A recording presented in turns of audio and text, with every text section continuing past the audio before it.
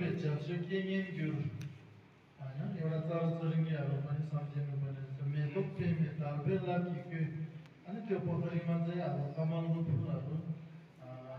कमलको फुलहरु फुलिराखेको क्या त्यो कमलको फुलहरु अनि तालबेला भनेको चाहिँ छलहरु बिस्तारो चलेर बसेको एउटा पोखरी सम्झिनु पर्ने रहेछ हाम्रो हामी जहाँ बसेको छ नि त्यसको अगाडि चाहिँ हैन अनि देउे पसम जगपन पसमसिंह भनेर एउटा रूप सम्झिनु पर्ने रहेछ हैन एउटा रूप पसमसिंह भनेको रूप चाहिँ मणि जस्तो अरे चाहिँ हामीले प्रार्थना गरे पनि पुराउँछ भन्ने रहेछ अनि वास्तवमा अनुसार त्यो पसमसिंहको चाहिँ हैन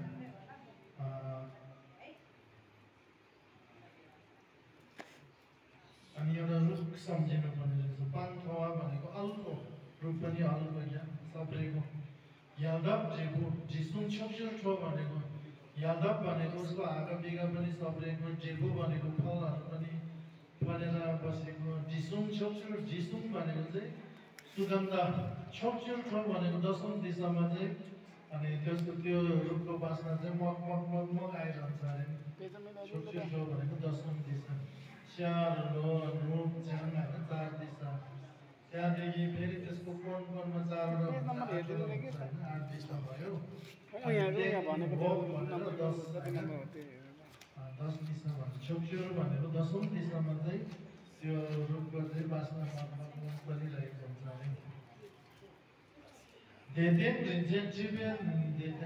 अनि त्यो रुखको माथि चाहिँ रिन्चेन्ची भनेको रत्नमणिले जडान गरेको हैन बनाएको भनौँ न अनि ठी एउटा त्यो रुखको माथि हैन अनि ठी बनाउन सिकाउनु भन्छ अनि पेन्ता भनेको चाहिँ कमलको फुल माथि चन्द्रमा ओछ्याएको रहेछ त्यसपछि चाहिँ संज्ञा जंसुम कुन्गी चिपल जिसुच्छे अनि संज्ञा जंसु सबैको चाहिँ अब मेन चाहिँ अब अनि संज्ञा जंसु सेवाहरुको पनि एकदम हैन मेन गुरु जस्तो चाहिँ चवे लामा रहेछ चवे लामा चाहिँ इम्बामा फेरि चवे लामा चाहिँ अब चवे लामा आफ्नो मूल गुरु चाहिँ हिम्बाला हैन भए तापनि हिम्बर सेवे चाहिँ चेरेसिस अनि चवे लामा आफ्नो चवे लामा चाहिँ अनि चेरेसिस भनेर हामीले सम्झिनु पर्छ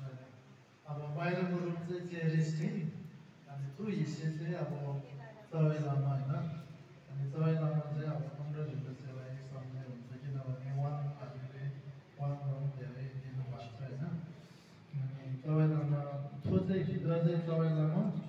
अनि बाहिर रूप चाहिँ चेरिसी अब चेरिसीलाई चाहिँ चवे लामै भन्दा पनि फरक पर्दैन मेन चाहिँ चवे लामा रहेछ अनि कुदोक स्याछ्याक मायन सनवर कोम भनेको चाहिँ उसको रङहरु वर्णहरु हातहरु हजार हात हजार आँखा अनि चुसिक स्याल भनेर अनि 11 वटा त अब अनुहार हुन्छ यहाँ माथि तपाईहरुले यहाँ